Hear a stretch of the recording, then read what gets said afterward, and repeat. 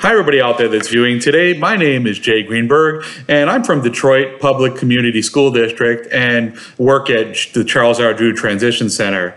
When I heard about reading for story time, I wanted to pick one of my favorite stories that I've had since a kid, and then someone bought me as a gift when I graduated college. That story is Caps for Sale. So I hope you enjoyed it as much as I do. There once was a peddler who sold caps, but he was not like any ordinary peddler carrying his wares on his back. He carried them on top of his head. First, he had his own checkered cap. Then he had a bunch of gray caps. Then he had a bunch of brown caps. Then a bunch of blue caps. And on the very top, a bunch of red caps.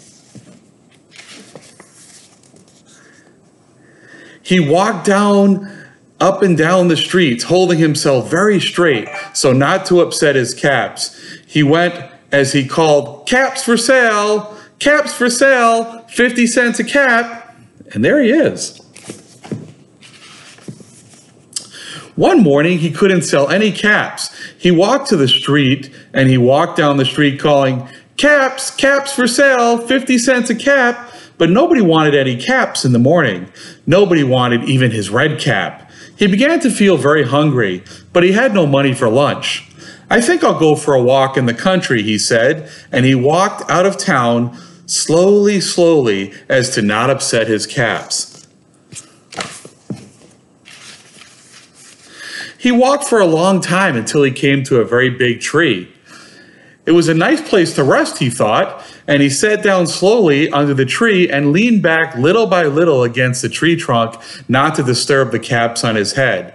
Then he put his hand up to feel that they were straight. First he checked the checkered cap, then the gray caps, then the brown caps, then the blue caps, then the red caps on top. They were all there, so he went to sleep. He slept for a very long time. He woke up and he was very refreshed. But before standing up, he felt the top of his head to make sure the caps were right in place, and all he felt was his own checkered cap. He looked to the right of him, no caps. He looked to the left of him, no caps. He looked to the back of him, no caps. And he looked behind the tree, and there were no caps. He looked up in the tree, and what do you think he saw? On every branch sat a monkey. On every monkey, there was a gray or brown or blue or a red cap. The peddler looked at the monkeys, and the monkeys looked at the peddler. He didn't know what to do, and finally, he spoke to them. "You monkeys," he said, shaking his finger at them, "you give me back my caps."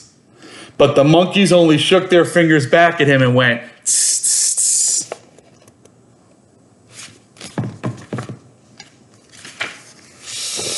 This made the peddler very angry, so he shook both fists at them. "You monkeys, give me back my caps." But the monkeys only shook their hands back at him and went, "Tss, tss, tss."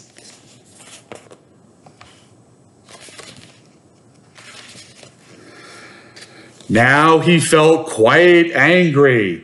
He stamped his feet and said, "You monkeys, you better give me back my caps." But the monkeys only stamped their feet at him and went, "Tss, tss."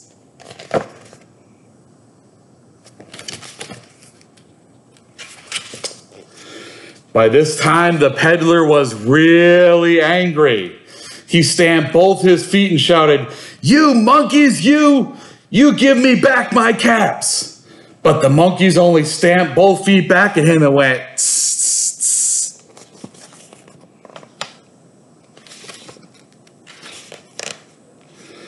And at last he became so angry that he pulled off his own cap and he threw it on the ground. He began to walk away. And then each monkey pulled off their cap. And all the gray caps, the brown caps, the blue caps, and the red caps came flying off the tree. So the peddler picked up the caps and put them back on his head. First his own checkered cap, then the gray caps, then the brown caps, then the blue caps, and the red cap on the very top.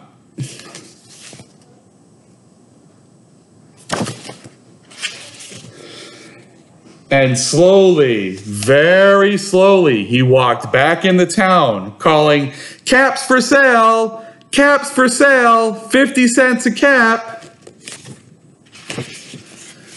The end.